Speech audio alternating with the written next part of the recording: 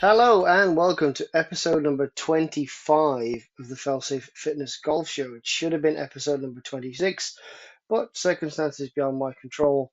Um, I was unable to finish the recording of episode number 25, but this will be episode number 25. And throughout July, as I was going to announce last week, but didn't get the chance to, all through July, we're going to be looking at the four foundations for me of good golf. There's going to be the fitness side, there's going to be the nutrition side on course, there is going to be the uh, practice, and then there's going to be the on course correction or course management or even just play style management whilst you're on course. So the next four podcasts are all going to be about that. Um, let's get into the show, shall we? If you've never listened before, welcome to the show. My name is Michael Joshua. I am the owner of Failsafe Fitness Limited, and I offer a range of services from golf performance, which is what this podcast is about, uh, personal training to help you get some strength and conditioning and fitness back into your life, nutrition and weight management advice, as well as some kinesiology and massage as well. If you've not listened to the show before, go back and take a listen to some of the prior episodes. The whole of 2024 has been dedicated to golf and my opinions and some news stories, etc., etc. There are some juicy news stories I'm going to get into that I've seen this week. Um, yeah, welcome to the show. It's going to be good. A quick apologize for last week. Yeah, we've had a few people ill in the family, a couple of bits and bobs, and just time constraints because of that have left me unable to do the show. And of course, if you're looking forward to the Failsafe Golf Performance Day, unfortunately, the person that was meant to be coming has let me down. I'm not going to name any names, but there was someone reasonably famous was going to come along as well, and they let me down. So I've had to cancel, unfortunately, because I couldn't live up to what I was hoping to deliver. So yeah, apologize for that. I'm still going to be playing as of Sunday, so if anybody wants to come and join, please do. Getting into what I've been up to then, besides the family emergencies, I've had two or three new clients. Have all come through, and I think are very happy with what they've seen and what they've heard. Um, Old friends getting in contact as well, coming to have a look, and I think we worked through a couple of bits and bobs there as well. Um, Golf is a tough sport. It's not easy to coach. It's not easy to play, and sometimes the harder you try to play, the worse you seem to get. So, just relaxing and enjoying golf is it should be top priority.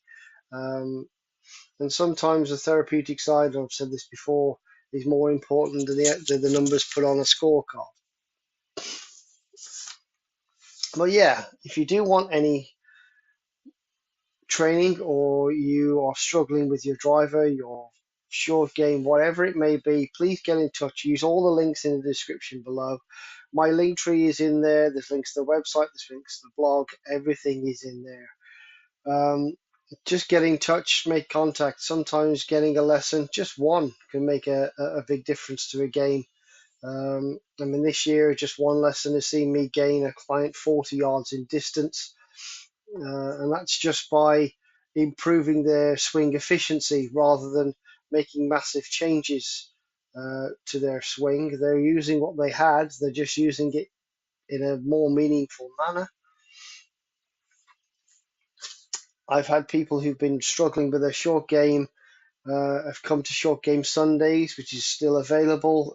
We've got This is going to be the final week of Short Game Sundays as well. This Sunday, 7th of July, £10 ahead, the very last one is going to be available. That's it, no more for the foreseeable future. If you do want to book in for a lesson, uh, please get in contact via the links below. And also, nutrition wise as well, if you're looking for some quality products, there's a bulk and a my protein link, which will help not only myself out, but it will help you save some money as well on your first orders if you want to do that as well. But yeah, 5 for 4 is still on.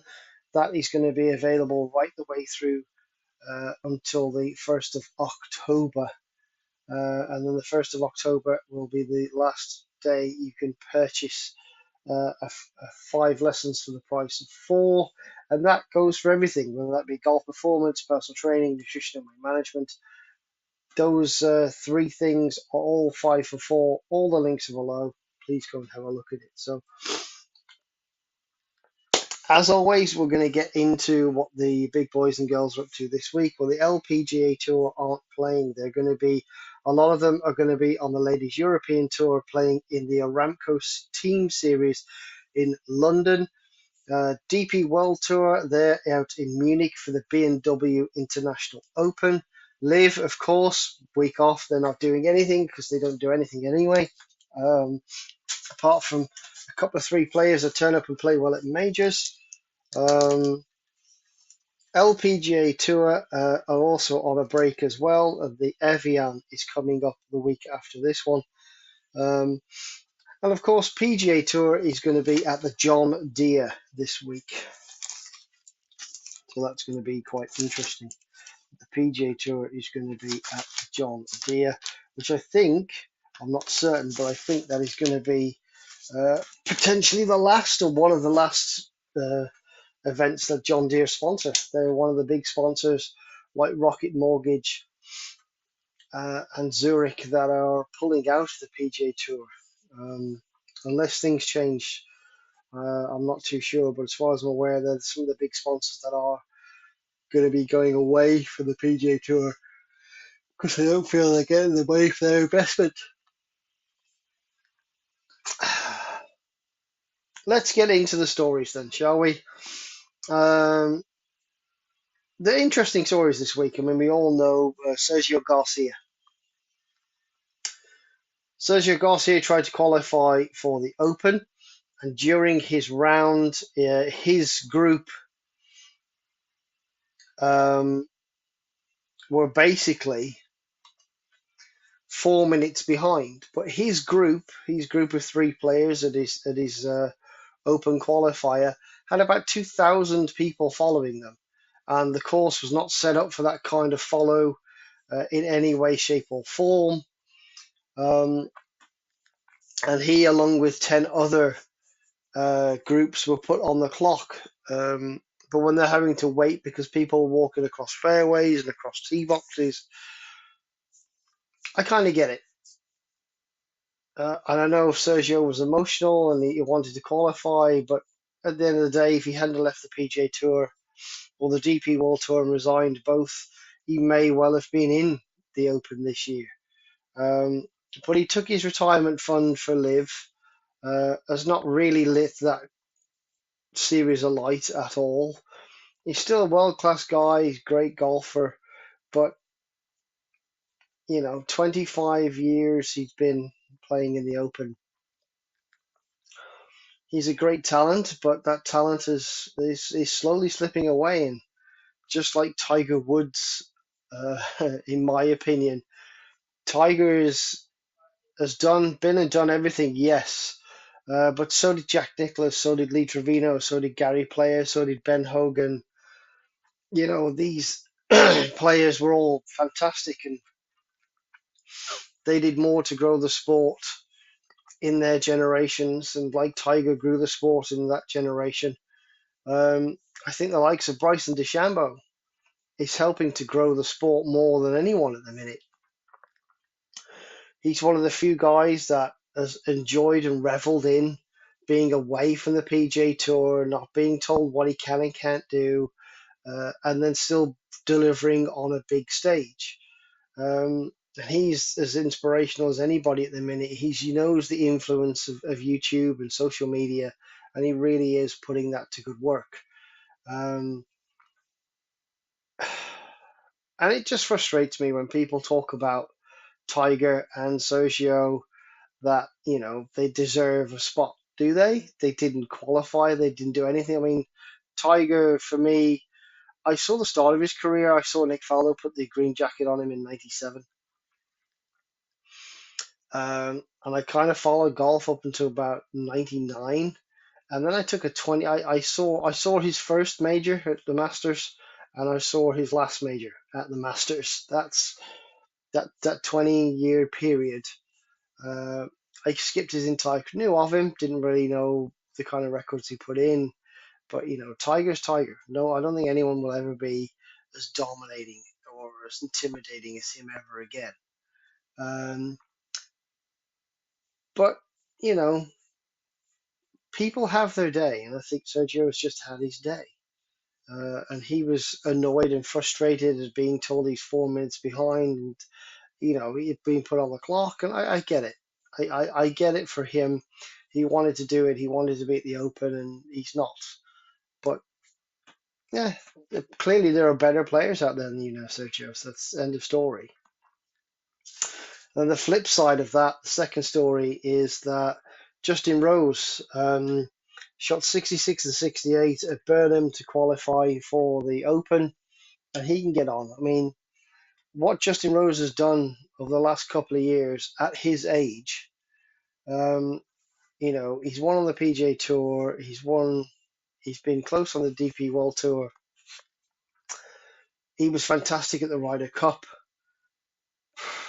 You know, Justin Rose is in the twilight of his career. He'll admit that himself, and he just wants to be involved in something.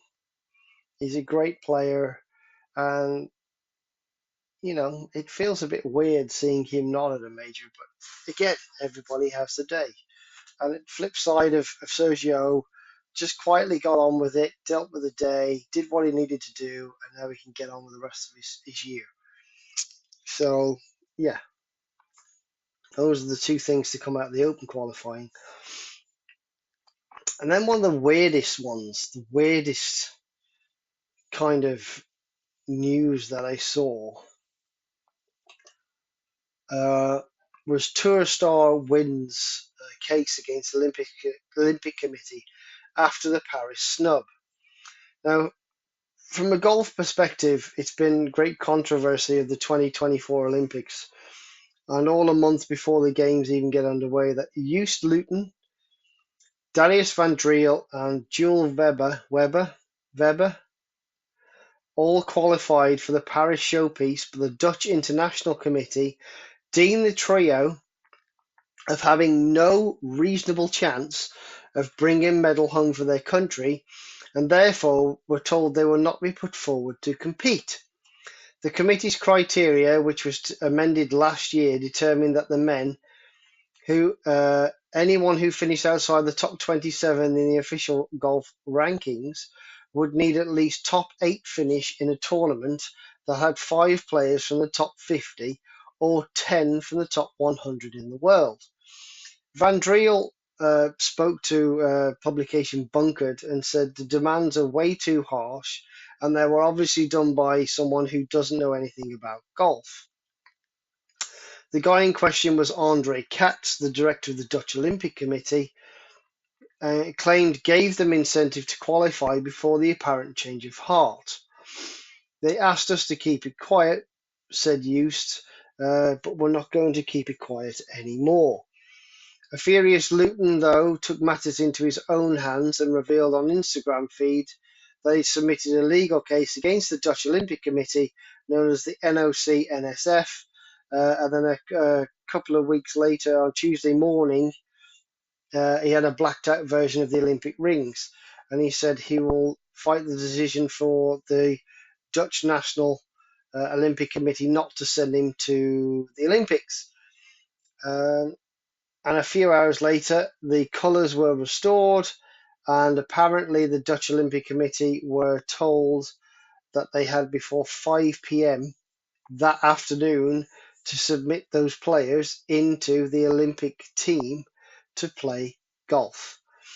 Now, I find this kind of weird. And a lot of the Olympic Games are based around not being professional athletes. You don't get professional boxers going to box. It was always amateurs, etc., etc.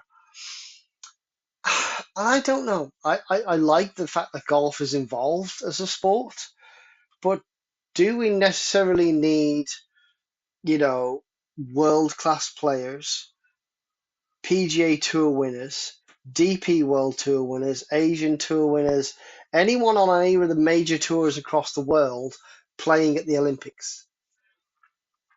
I think, in the spirit of the sport, I think maybe amateurs, collegiate athletes, people like that should be playing for an Olympic ring, not for Olympic medal, rather, Olympic ring, should be playing for an Olympic medal, not guys or girls that are worth millions.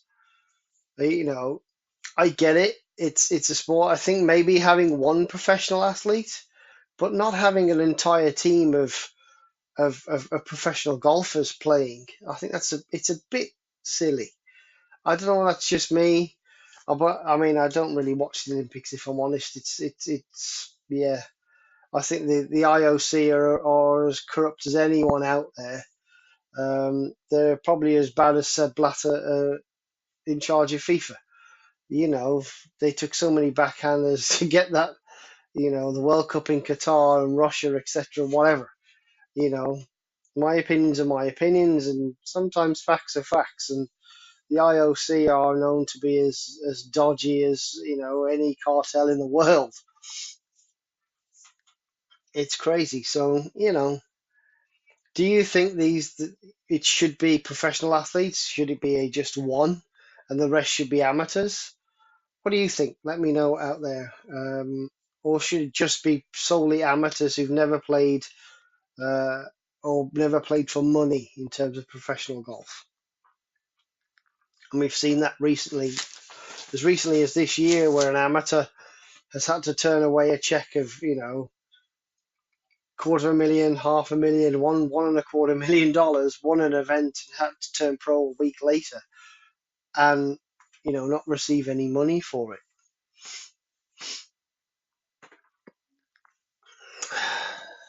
Crazy. Just crazy stories this week.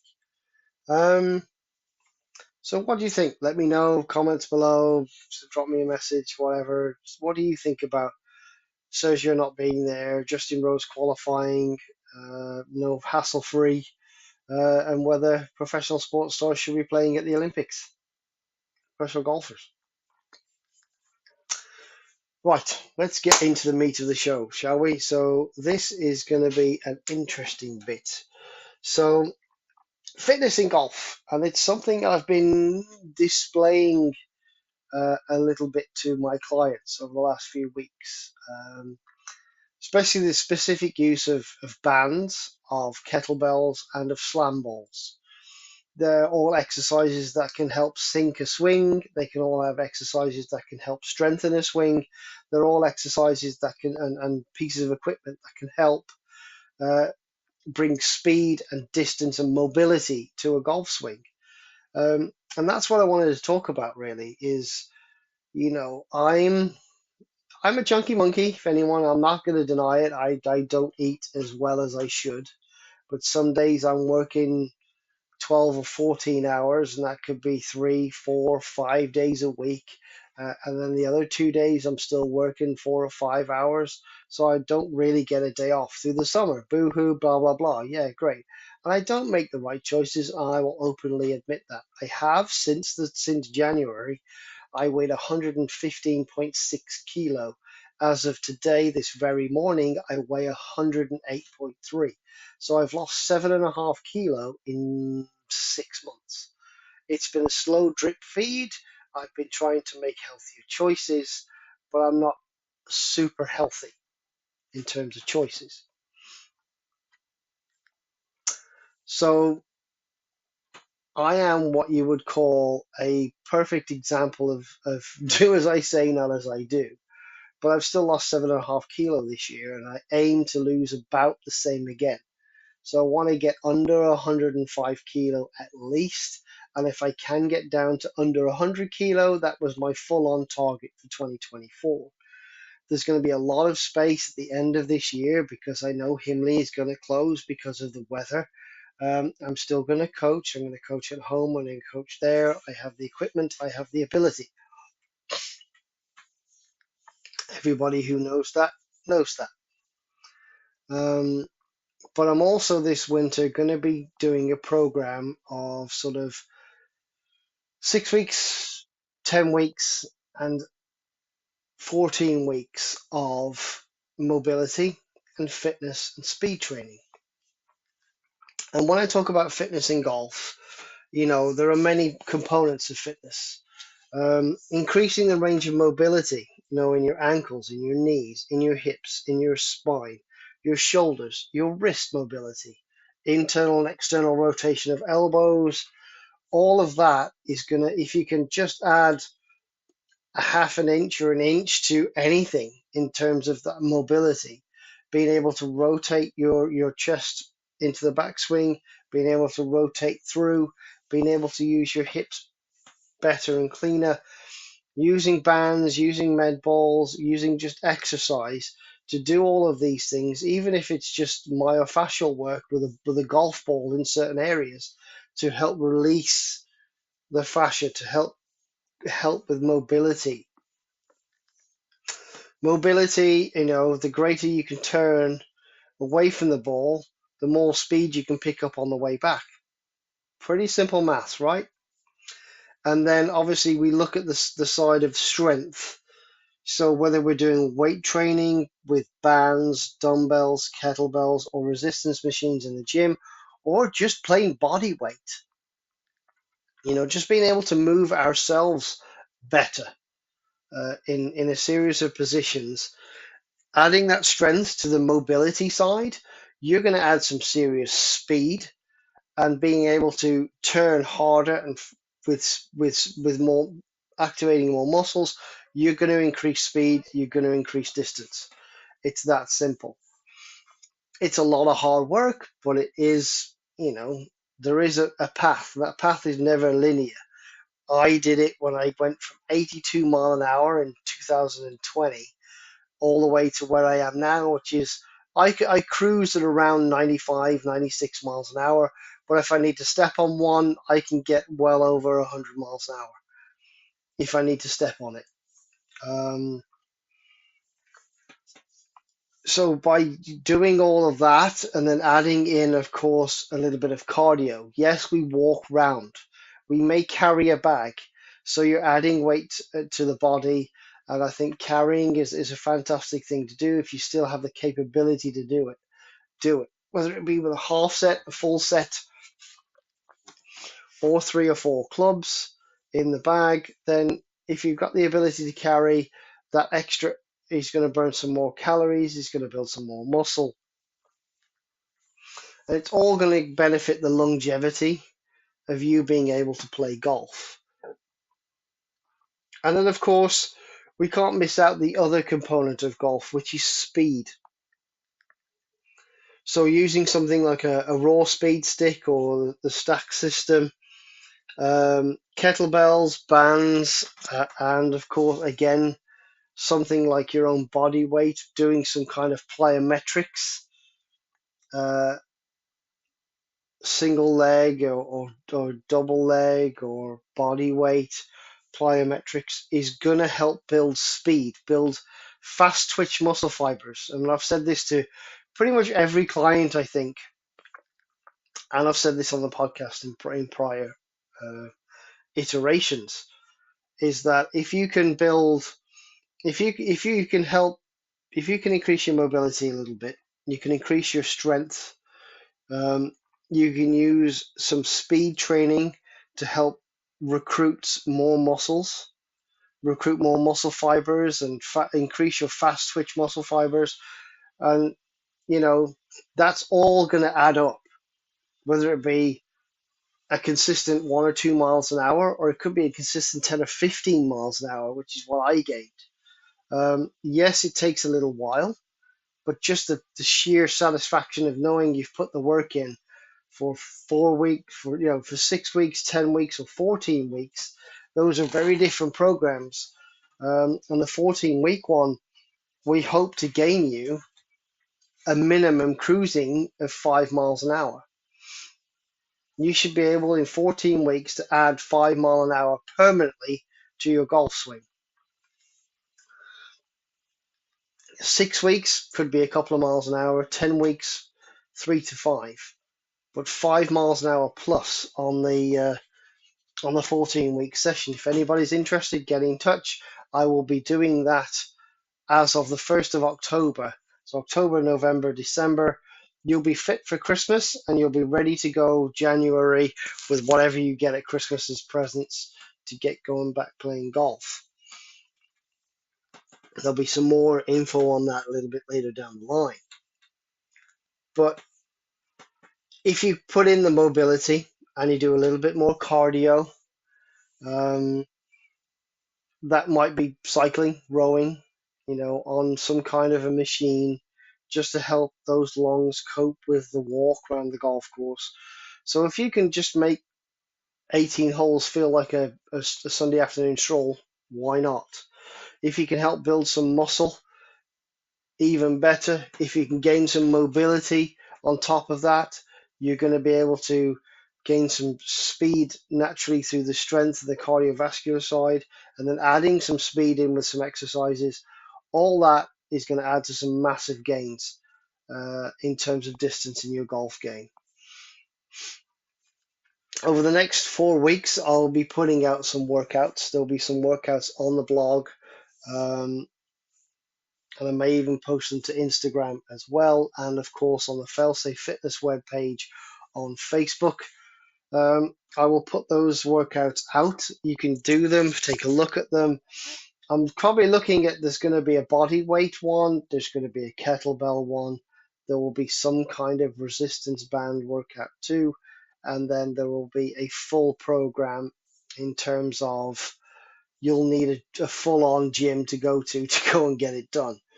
And depending on what you're capable of and where you are, you can start one of these and you can start building your performance and building your distance. And that's pretty much what I have to say about golf in general. This is, you need to, if you can increase your mobility. I mean, obviously we all have injuries. We're all getting a little bit older. My shoulders have taken a battering this year, especially my left one. I am doing some banded exercises and some dumbbell work to just try and strengthen the shoulder girdle. But it's just a sign of me getting older. It's me struggling to keep up with the demands, and I need to get my short ass scrawny butt back in the gym over the winter. And I'm going to put some work in and try and get me by January, February 2025, looking and feeling healthier, being, a bit more muscle mass, a lot less body fat. And if anybody wants to join me on that journey, they can. I've tried to do it at the start of this year, and then work has just taken over. And that's the problem with it all. Life just gets in the way. But if you can do something 15, 20 minutes, half an hour, once, twice, 3 times a week, even if you just do like a mobility and a speed stick, and then you do cardio one day and then you do strength another, just for 30 minutes, body weight exercises, kettlebell, dumbbell, whatever it may be, you can make some significant changes to your personal health and your golf health. And you'll be able to literally just feel better about you and probably play better golf. And that's pretty much it for this week. Thank you for listening to me rant a little bit. Again, apologies about the golf day that was due this Sunday, and apologies about last week as well. But if you do need anything, get in touch. Email is below. Any comments, any questions, any queries. And over the next sort of 3 weeks, we will look at nutrition. We will look at how you practice, and we'll look at what you can do on course. If things are going well or things aren't going so well, what you can do out in terms of strategy to just get yourself round that round and get it over and done with in the least strokes possible, without trying to take yourself into a bit of a stress head situation. So yeah, let me know what you think. I'll be posting some stuff on the blog as well. Look out for those workouts. I'm sure you'll enjoy them, and they will be very, very beneficial if you do them. Have a great week, everybody, and I'll see you again next week, where we'll be talking about on-course nutrition. Prep beforehand to be better on, so that you're not dying come the 12th hole of either thirst or hunger. Have a great week, and we'll see you in 7 days. Bye bye.